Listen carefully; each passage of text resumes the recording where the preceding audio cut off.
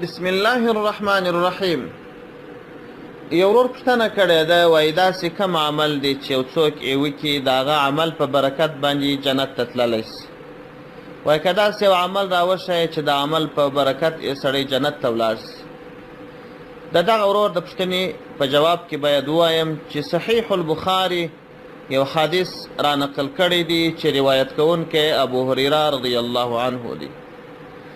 ابو هریره رضی الله عنه روایت کی داسې فرمایي: ان اعرابیا اتى النبي صلى الله عليه وسلم فقال دلني على عمل اذا عملته دخلت الجنه. وای نبی علیه السلام ته یو صحرایي سړی رالی او نبی علیه السلام ته یې وویل: یا رسول الله، ای د الله رسوله، ما ته یو داسې عمل راوښیه چې زه یې وکړمه د هغه عمل په برکت باندې سیده جنت ته ولاړ شمه. قال: تعبد الله لا تشرك به شيئا وتقيم الصلاة المكتوبة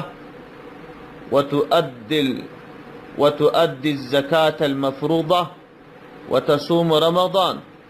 پیغمبر علیه السلام ورته وفرمایل چې ته د جنت عمل غوښت غواړې نو ته د الله عبادت کوه، د الله عز وجل سره هیڅوک شریک مه نیسه، او فرضي لمونځ کوه او فرضي زکات ورکوه، د رمضان المبارک د میاشتې روژه نیسه.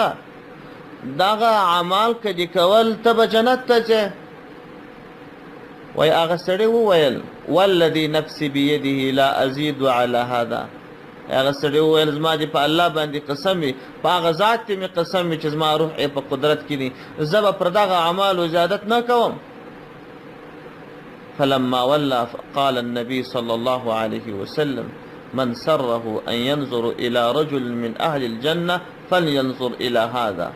وایي هغه سړي چې دا خبره وکړه چې کله ولاړی، نبی علیه السلام وفرمایل: که د چا خوښه وي او څوک په دې خوشحالیږي چې جنتي ته وګوري، دغه سړی جنتي دی، دغه ته دې وګوري.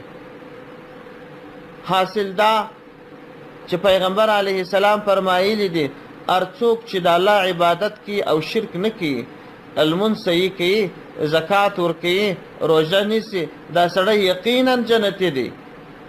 نو د دغه اعمالو زیاته پابندي کول چې دا یاد مې کړل او نبی علیه السلام هدایت کړی دی، دغه اعمال انسان جنت ته رسولی شي.